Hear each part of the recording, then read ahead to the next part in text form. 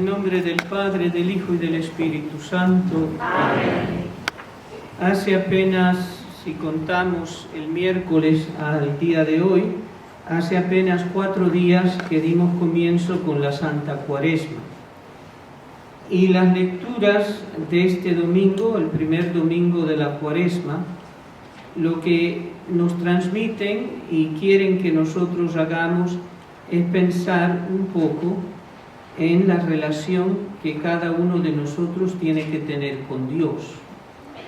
Las relaciones entre las personas, por experiencia lo sabemos todos, pueden ser muy amorosas y muy gratas.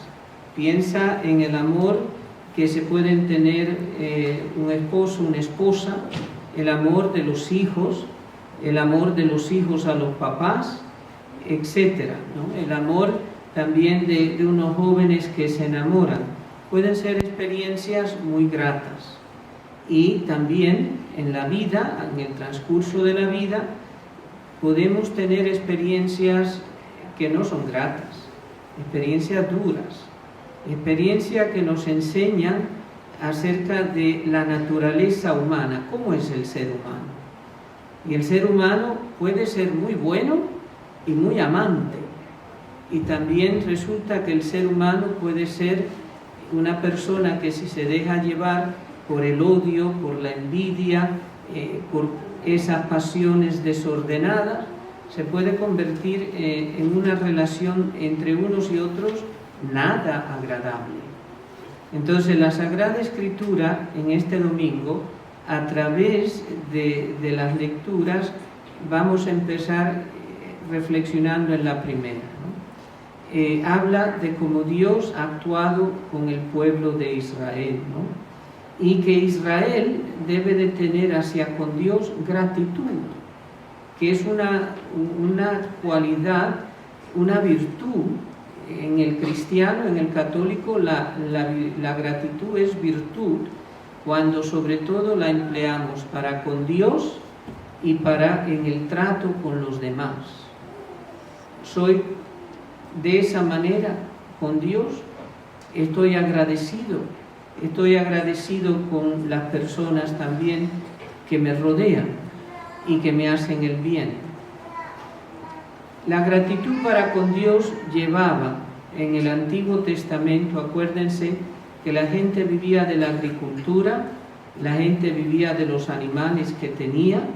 Entonces vamos a decir que el agricultor, cuando hace la primera cosecha, saca los primeros frutos, que era ley del pueblo de Israel, que Dios lo quería así, que los primeros frutos, piénsalo, si tú eres agricultor y tú traes a casa esos primeros frutos, ¿qué harías? Lo más probable es dárselos a tu esposa para sentarte a la mesa y comer a gusto. Y sentirte de cierta manera orgulloso. Estás proveyendo para tu esposa, para tus hijos, los tienes alrededor de tu mesa.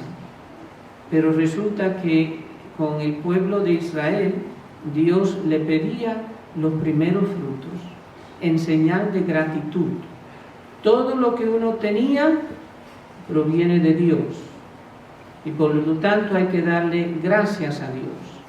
Esa es una actitud que para el católico como tú y yo no se guarda nada más para el jueves de acción de gracias en los Estados Unidos, ¿no? Un día muy bonito y también lleva a ese enfoque, pero no es solamente un día en el año. Para el pueblo de Israel era llevar lo mejor, lo primero que cosechaban, se lo daban a Dios, porque le agradecían a Dios todo lo que tenían. En esa actitud, en ese modo de pensar, nosotros también tenemos que actuar hoy en día. ¿Le agradezco a Dios lo que tengo? ¿O disfruto de lo que tengo sin agradecer? Puede ser que cuando te sientes a la mesa, vamos a decir en tu casa o en un restaurante, ¿cómo es la manera de agradecerle a Dios? Una sencilla oración, En inglés la traducción que voy a dar es muy corta, es una oración corta. Bendícenos, Señor, y estos dones que vamos a recibir de tu generosidad, por Cristo, Señor nuestro. Amén. Pero, ¿lo hacemos cuando nos sentamos a comer? Sea una comida sencilla. Suponte tú cuánta gente aquí cuando estaban en México decían, los frijoles sabían tan sabrosos, la tortilla sabía tan sabrosa, era lo único que teníamos para comer, pero qué sabroso sabía. Y aquí podemos tener cosas muy diferentes que nos agradan y sin embargo no agradecemos a Dios.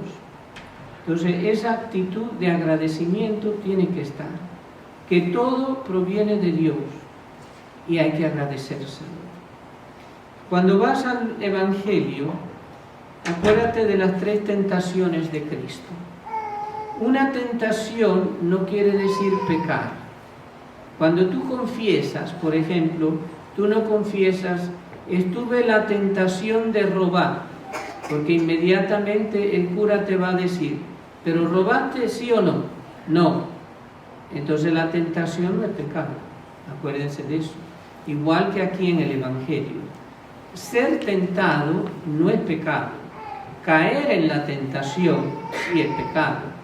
Y eso es lo que nos está enseñando nuestro Señor Jesucristo, verdadero Dios y verdadero hombre, con su ejemplo.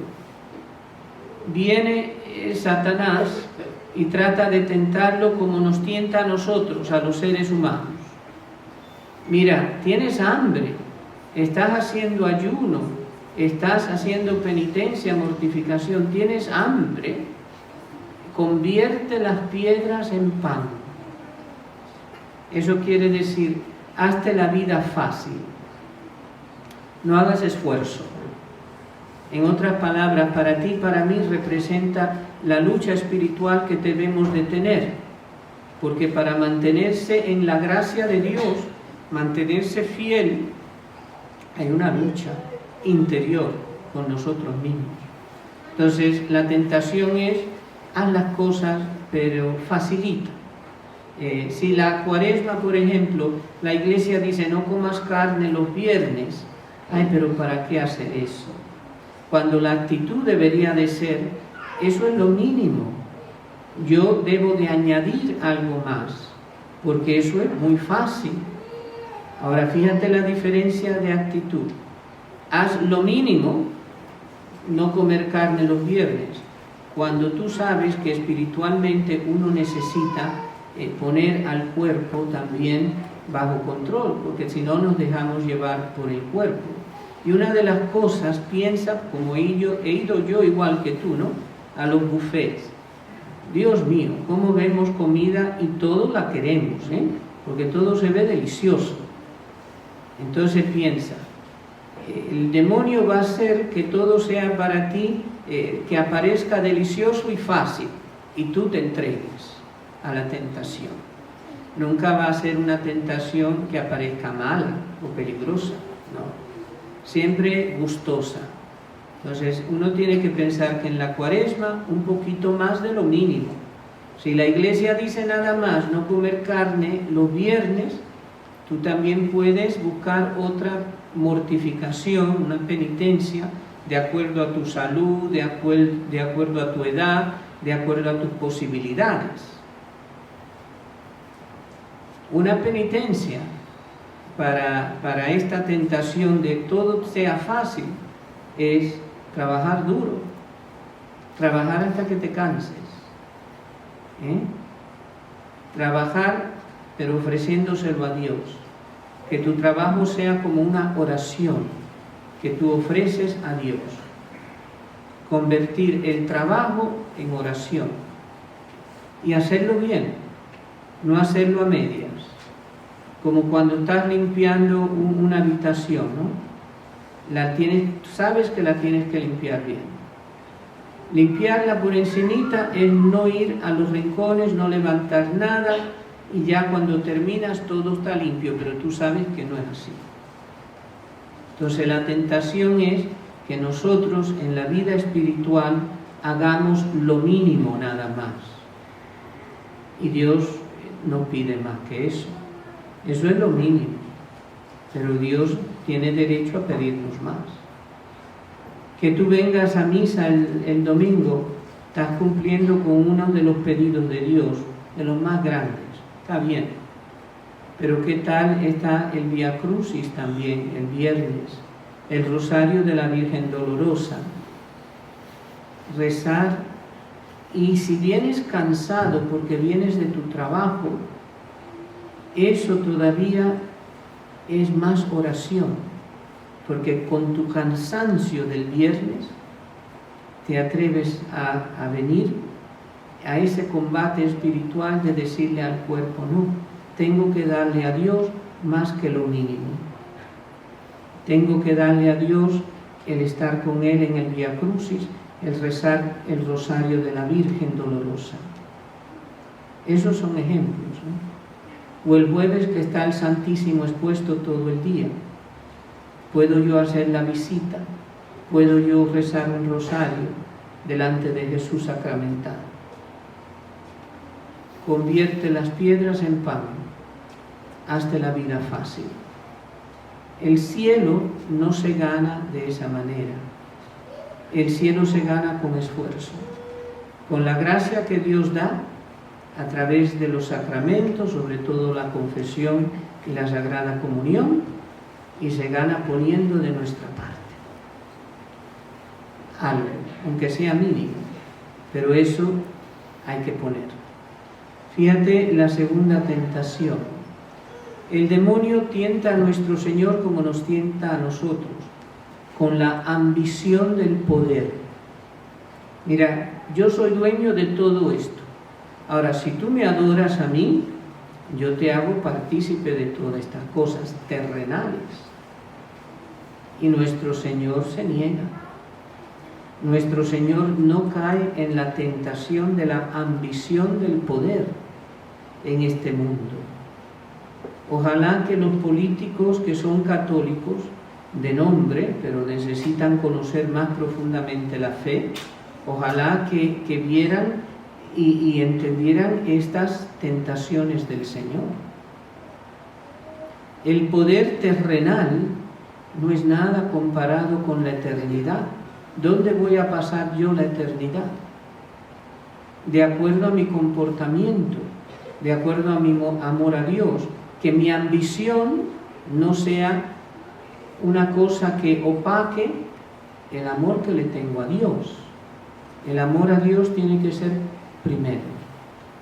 Y si tengo una posición de influencia, que puedo tener influencia sobre otras personas, vamos a decir en la política, o el dueño de un negocio, de una empresa, que yo no abuse de eso, que yo entienda que yo debo de tener esa posición, ese privilegio en que estoy como un servicio a Dios y a los hermanos, aunque los hermanos a veces no lo entiendan, o los hermanos no vean el camino por donde yo quiero guiarme y donde quiero guiarlos a ellos.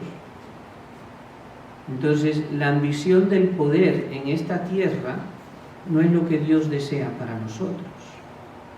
Dios desea que nosotros deseemos la eternidad con Él. Y todo lo que hacemos es con vista a eso. Y la profesión que tengamos, el trabajo que tengamos. Hay gente que puede llegar a ser muy rica sin haber estudiado o haberse pasado por una universidad, y son ricos materialmente. Pero la riqueza, la ambición del poder no es lo que debemos anhelar, sino servir a Dios. Y si Dios nos permite ciertas posiciones en esta vida, tiene que ser de servicio a Él y a los hermanos, conducirlos por el mejor camino, no por el peor. También fíjate la tentación final. Tírate, pon a prueba a Dios. A Dios no le podemos poner a prueba. Es una locura. porque Dios siempre es bueno, aunque no entendamos qué tan bueno es, pero Dios siempre es bueno. Entonces, tú decirle a Dios, que era la tentación de nuestro Señor con Satanás, tírate a ver si manda a sus ángeles a que te cojan. ¿Cómo puede un ser humano, que es criatura de Dios, tentar a Dios? Es el orgullo. Y acuérdate que el orgullo es el pecado principal de Satanás. ¿Por qué cayó él? ¿Por qué cayeron 1/3 de todos los ángeles del cielo? Por orgullo. Yo no serviré. Entonces, Dios mío, si tú me amas, tienes que hacer lo que yo digo. Eso es una locura. Nosotros no tenemos el conocimiento de Dios, no tenemos la sabiduría de Dios. El conocimiento y su sabiduría son infinitas, son regalos del Espíritu Santo, de hecho, en la confirmación. Pero tú te imaginas poner a prueba a Dios. Es una locura. Por eso la tentación de a veces decir, yo rezo por esta cosa, la pido a Dios, muy bien, pero Dios no me la concede todavía. ¿Quién sabe más? ¿Quién sabe cuándo es más adecuada la cosa? Solo Dios. El ser humano no. Y por eso, ¿cuál es la virtud opuesta al orgullo? Empieza con H, la humildad. Entonces, fíjate que es un pecado el orgullo de decirle a Dios, te reto. Tú me tienes que demostrar de la manera que yo quiero si tú me amas. Cuando la manera que Él quiere que aprendamos cuánto nos ama es la cruz. Ya Él ha demostrado eso. Que nosotros entendamos es otra cosa. Pero Él ha demostrado ya su amor misericordioso para con nosotros. La cruz. Entonces no podemos retarlo, porque es cuestión de orgullo humano, no es cuestión de virtud. Humildad es reconocerse uno mismo ante Dios como es, una criatura y débil.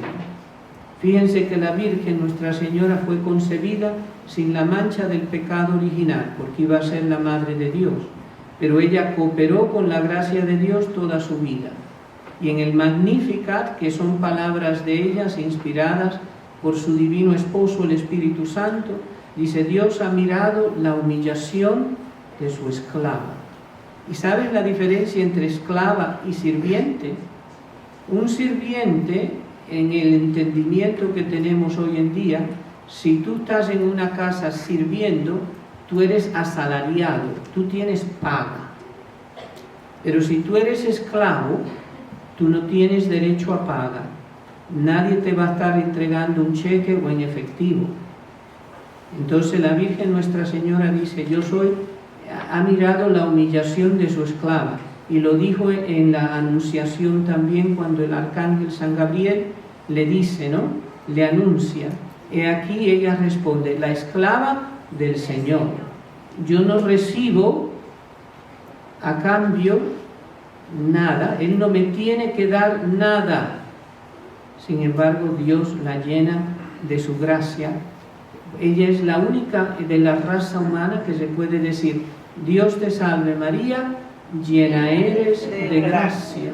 Es la única. Y ella, cuando dice esas palabras y usa esas palabras, la esclava no tiene paga. La esclava lo hace, en el caso de ella y de nosotros, esclavos de amor. Hacemos las cosas porque queremos servir a Dios con amor de esclavo. O sea, yo me doy a ti, yo confío tanto en ti, que todo lo hago por tu amor. Y tú, en tu amor y misericordia para conmigo, verás lo que es mejor. Son las tentaciones una escuela de aprendizaje para nosotros, Y esa es la razón porque la Iglesia las pone también en este primer domingo de Cuaresma, que no nos olvidemos, que la vida del cristiano, del católico, No es una vida fácil, nada más que de escoger lo fácil.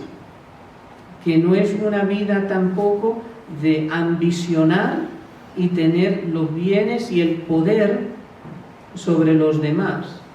Es saber usar con sabiduría, con humildad, lo que Dios te concede y hacerlo por amor a Él y al prójimo. Y la tercera, pues, es la tentación del orgullo. Nosotros somos muy orgullosos. Cuando se nos corrige, no nos gusta. Yo no he conocido persona todavía que me diga, a mí me gusta que me corrijan. No, nos sentimos mucho. Y sin embargo, piensa en el ejemplo de Jesús y de María. ¿Cómo callaron delante de las correcciones humillantes, ¿no?, de las acusaciones falsas en el caso de nuestro Señor? Calla. Eso es un ejemplo tremendo. No quiere decir que nosotros debemos de callar siempre cuando hay una injusticia y no podamos defendernos. No quiere decir eso. Pero muchas veces quiere decir, mira, acepta lo que hay y confía en Dios. Que si tú no puedes solucionarlo, Él sí. Confía. Confía mucho en Él. Entonces, al comenzar estos días, acuérdate de lo que tenemos por delante. Y ojalá que lo tomes como un retiro espiritual. Échate un poquito hacia atrás y reflexiona cómo es tu vida. ¿Qué es lo que tú haces? ¿Cómo lo haces? ¿Cuánto amor hay en tu vida hacia Dios? ¿Cuánto amor es sacrificado en el sentido de las demás personas alrededor tuyo? De hacer la caridad, porque es época de hacer la caridad. Y le voy a dar un ejemplo de ustedes mismos la semana pasada. Lo puse en los avisos, pero lo adelanto un poco para que se den cuenta cómo es la caridad. ¿Se acuerdan del padre que estuvo aquí la semana pasada?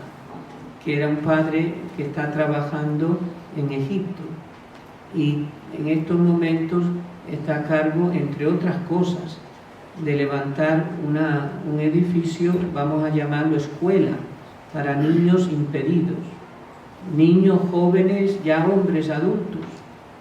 No hay esos lugares en Egipto. Y la situación en los que los hay, el padre me contó cosas duras. Y sin embargo, cuando ustedes salieron de la misa, fíjate cómo fue la caridad. El padre me comentó, y se lo comento a ustedes con tranquilidad, El padre me dijo, padre, me sorprendió que había gente que pasaba por mi lado y no saludaba en absoluto. Y eso se lo digo a ustedes, porque se nota. No quiere decir que tengas una conversación, pero cuando pasas por al lado del sacerdote, saluda. Lo mismo está pasando con los niños y jóvenes del catecismo. Cuando pasan por el lado de los sacerdotes, ni saludan. Eso es algo que puede mejorar. De los adultos y de los niños y de los jóvenes. El padre lo notó y me lo comentó. Pero como ya conozco, no me perturbó. Le dije, mira, no te fijes en el saludo, vamos a ver la canasta cómo respondieron. Y respondieron ustedes, ¿saben con cuánto? Nunca en mi estadía en esta parroquia, cuando se ha hecho cualquier segunda colecta, que eso no fue una segunda colecta, ustedes dieron porque quisieron, afuera. ¿Saben cuánto dieron? Que la próxima vez le voy a decir al padre Pablo, ven y habla por mí. Ustedes donaron, lo redondeé yo, para que fuera un número exacto. 5.400. Eso supera hasta las colectas del fin de semana. Ustedes fueron muy generosos, ¿eh? Pero empezaron a hacer la caridad antes del miércoles de ceniza, fíjate. Entonces, durante la cuaresma que tienes que hacer la caridad, que nos llama Dios a hacer la caridad más fuertemente. Acuérdate, si nos unimos y nos juntamos a hacer algo, se puede mucho. El Padre me dijo que también que en ningún sitio que ha estado jamás ha podido recaudar eso, ¿no? Y yo con mucha franqueza le dije también, mira, es la primera vez que aquí se ha dado tanto. Quiere decir que aunque no te saludaron, llegaste a la mente y llegaste al corazón. Entonces, fíjense ese ejemplo bueno y bonito de lo que se puede hacer en términos de la caridad. Y hablando de eso, también para que ustedes vean, uno trata de inculcarle a los más jóvenes y a los niños el sentido de la caridad. Le propuse a los monaguillos y a las niñas y jovencitas, porque hay de todas las edades que están en los diferentes coros, esta cuaresma, les sugerí hacer algo por otros niños y jóvenes, ¿no? Y nosotros tenemos contacto en México con la Madre Jimena, la Madre Michelle, han estado aquí muchas veces. Yo creo que la mayoría de ustedes las conocen en algún momento dado.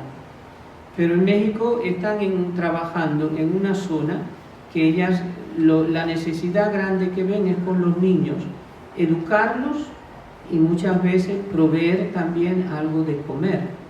Entonces, para esa finalidad están levantando un colegio básicamente gratuito para los niños de esa zona. Entonces las conocemos.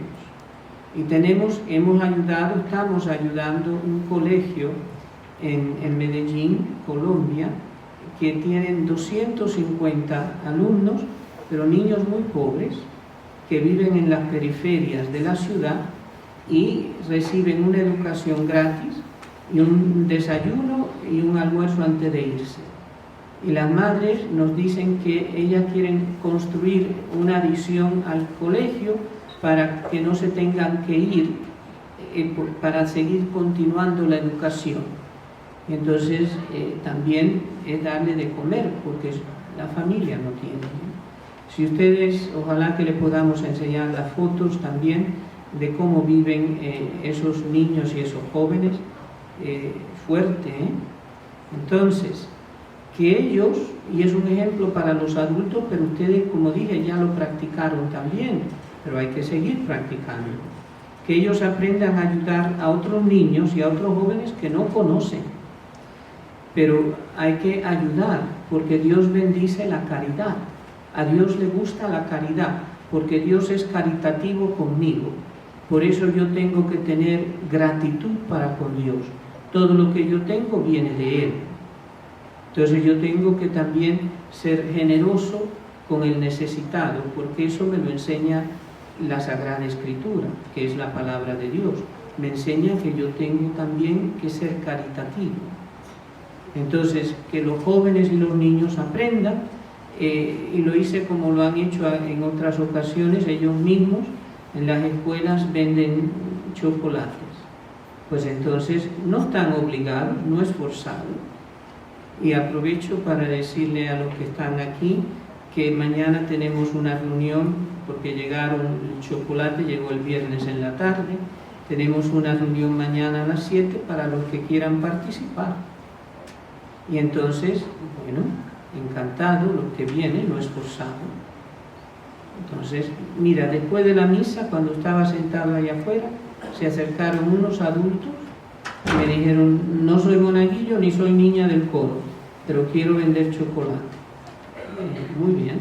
Si eso es como Dios te inspira, bien, no hay problema. Cuando yo salga de ver cómo son los monaguillos y las jóvenes y niñas del coro, pues lo que quede con mucho gusto. con mucho gusto. Pero ¿ves la generosidad de algunos? Eso nos debe impactar a nosotros, hacer más. Cuando San Francisco de Asís estaba muriendo, le dijo a los que tenía alrededor, a los franciscanos, como se llaman hoy en día, se llaman frailes menores, hermanos menores. Entonces le dijo, comencemos a trabajar, porque hasta ahora no he hecho nada, no hemos hecho nada. O sea que nunca se puede dar uno por satisfecho en el sentido de la caridad. La caridad se tiene que hacer siempre. Y no es dinero nada más, ustedes lo saben, que es ayudar al prójimo en muchos aspectos. Y no abusar del prójimo, no tomar ventaja del prójimo. Pero la caridad se hace siempre. Entonces, aprovechemos la Cuaresma para la oración, sí, para la penitencia y para la caridad. Y que la Virgen, que es ejemplo de todo para nosotros, de cómo orar, de cómo hacer penitencia, de cómo ser caritativo, que la Virgen nos ayude con el Espíritu Santo, que nos inspire el Espíritu Santo, y la Virgen nos ayude a perseverar, para que al final de la Cuaresma podamos decir, estoy cansado, está bien, pero he hecho lo que he podido, que Dios me pide, y Dios me bendecirá, porque lo he hecho con la recta intención. ¿Cuál es la recta intención? Solo por amor a Él. No lo he hecho para reconocimiento, no lo he hecho para tener poder, no lo he hecho por orgullo, lo he hecho por amor a Dios. Esa es la recta intención cuando tú haces las cosas. Si tú tienes la recta intención, es Dios, hacerlo por amor a Él. Ojalá que así sea para todos nosotros, que seamos dóciles al Espíritu Santo, que trabaja siempre con la Virgen. Ellos dos están muy unidos, trabajando en las almas. Que nosotros seamos dóciles al Espíritu Santo, confiando en la ayuda de la Virgen, para agradar a Dios Padre y seguir el ejemplo con mucho amor de nuestro Señor Jesucristo. En el nombre del Padre, del Hijo y del Espíritu Santo. Amén.